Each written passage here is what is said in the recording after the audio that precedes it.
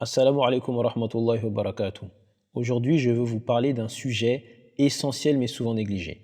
Comment sur une plateforme comme YouTube, les enseignements profonds de l'islam sont parfois dilués voire détournés, au profit de contenus qui ne rendent pas justice à notre noble religion.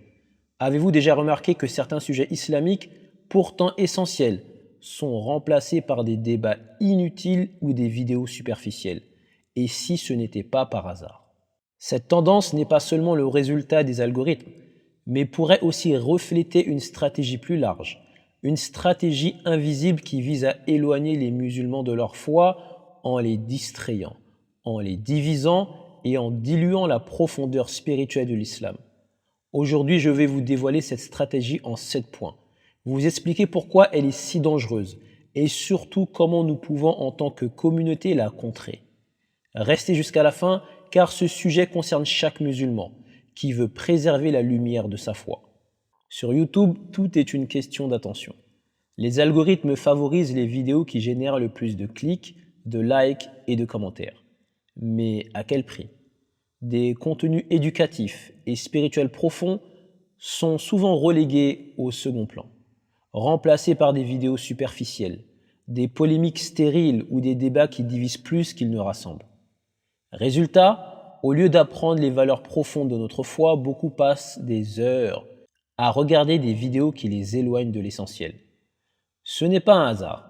Certains contenus, bien qu'ils semblent inoffensifs, jouent un rôle précis, dans une stratégie plus large pour diluer notre foi. Je vais maintenant vous expliquer comment cela fonctionne point par point. Premièrement, au lieu de parler de la foi, de la piété ou des valeurs profondes de l'islam, on met l'accent sur des sujets secondaires. Par exemple, des débats sur des vêtements ou des traditions culturelles sont amplifiés, tandis que des questions spirituelles comme la prière ou l'importance de l'intention sont ignorées. La conséquence est que les musulmans se concentrent sur l'apparence au lieu de l'essence. Les polémiques sur des sujets sensibles, comme les divergences entre écoles juridiques ou les débats politiques, sont mises en avant. Ces vidéos divisent la communauté au lieu de l'unir. La conséquence? L'énergie de la communauté est dispersée dans des conflits internes au lieu de se concentrer sur le bien commun. Certaines chaînes islamiques basculent dans le divertissement pur. Défis, vidéos humoristiques ou même des vlogs superficiels sont couverts de contenu musulman. La conséquence? L'islam devient un produit de consommation légère, perdant sa profondeur spirituelle. Le quatrième point, on promeut des influenceurs qui créent la polémique ou qui adoptent des discours extrêmes. Ces personnalités attirent l'attention, mais elles divisent et éloignent de l'équilibre et de la sagesse. La conséquence? Une image déformée de l'islam se répand, créant confusion et méfiance. Le cinquième point, ce sont les sujets complexes comme le tawhid, la jurisprudence ou encore la purification de l'âme qui sont évités, car ils demandent du temps et de la réflexion. À la place, on simplifie tout à l'extrême. La conséquence, les musulmans perdent leur compréhension profonde de la foi. Mais également, on encourage un islam dilué, qui s'efface pour s'adapter aux normes culturelles dominantes, en sacrifiant des principes essentiels. La conséquence? Certains musulmans abandonnent leur identité religieuse par peur de ne pas être acceptés. Enfin, des vidéos diffusant des interprétations erronées ou des informations douteuses sont poussées par les algorithmes, semant le doute chez les spectateurs. La conséquence? Cela fragilise la foi, en particulier chez les jeunes ou ceux qui n'ont pas de connaissances assez solides. Le Coran nous met en garde contre ceux qui cherchent à détourner les croyants. Allah subhanahu wa ta'ala, il dit dans le sens de la traduction, ils veulent éteindre avec leur bouche la lumière d'Allah. Mais Allah parachèvera sa lumière, même si les mécréants le détestent. Ce verset nous rappelle que cette lutte n'est pas nouvelle. À chaque époque, des forces ont cherché à détourner les croyants de la vérité. Mais il est de notre responsabilité de rester vigilants, de rechercher la vérité et de ne pas nous laisser distraire par ce qui n'a pas de valeur. Avant de conclure, je tiens à faire une mise en garde. Une mise en garde importante concernant un phénomène inquiétant sur YouTube. Ces chaînes sur l'islam, souvent tenues par des non-musulmans, qui utilisent des voix générées par l'intelligence artificielle. Ces chaînes si vous les observez bien, sont reconnaissables par plusieurs signes. Premièrement, les images sont générées automatiquement, avec des erreurs grossières dans les titres ou les illustrations. Ces fautes passent inaperçues pour beaucoup, mais elles témoignent d'un manque d'authenticité. Deuxièmement, les voix non humaines. Écoutez attentivement. Ces voix manquent de chaleur de naturel. Elles ne viennent pas d'une personne réelle, mais d'un programme, d'une intelligence artificielle. Troisièmement, elles n'abordent que des thématiques superficielles ou polémiques, jamais des sujets profonds qui nécessitent une vraie compréhension du Coran et des enseignements prophétiques. Et dernièrement, on y trouve des représentations de figures humaines ou d'autres éléments interdits en islam, ce qui montre une méconnaissance totale des principes religieux. Pourquoi ces chaînes existent-elles? Parce qu'elles exploitent notre naïveté. Beaucoup de musulmans, en voyant un titre ou une miniature parlant d'islam, s'abonnent sans réfléchir. Pourtant, ces contenus ne sont pas conçus pour nous rapprocher d'Allah, ils sont là pour nous distraire, pour diluer notre foi et pour détourner la perception de l'islam, en particulier auprès de nos jeunes.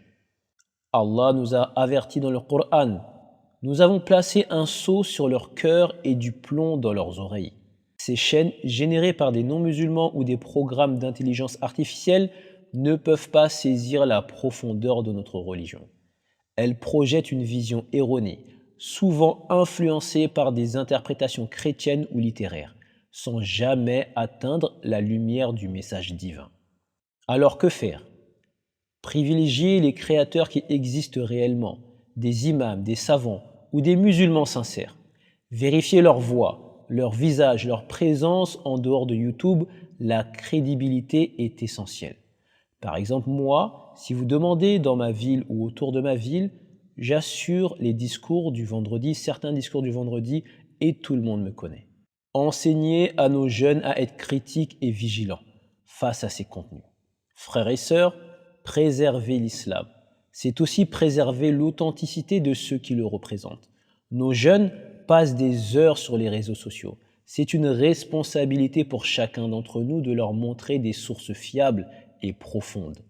Ne laissons pas l'intelligence artificielle ou les ennemis de l'islam détourner nos cœurs et nos esprits. Mes frères et sœurs, nous vivons une époque où la foi est mise à l'épreuve non seulement par des attaques directes, mais aussi par des manipulations subtiles. Les chaînes que nous venons de mentionner ne sont qu'un exemple parmi tant d'autres. Elles démontrent que les ennemis de l'islam exploitent les technologies modernes pour disperser notre compréhension, détourner nos jeunes et semer le doute.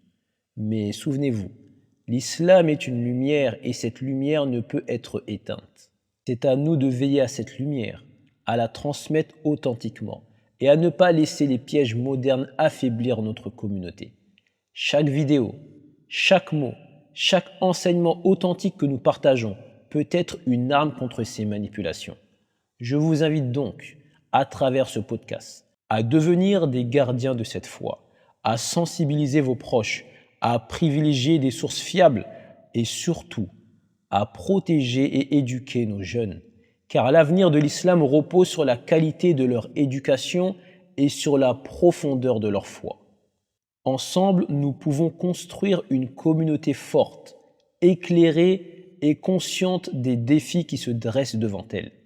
Que la paix et les bénédictions d'Allah soient sur vous tous. Je suis votre frère Adam. À très bientôt pour un nouveau sujet essentiel, Inch'Allah. Assalamu alaikum wa rahmatullahi wa barakatuh.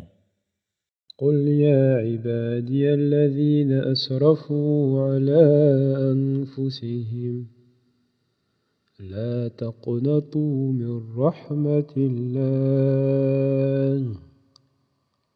إن الله يغفر الذنوب جميعا إنه هو الغفور الرحيم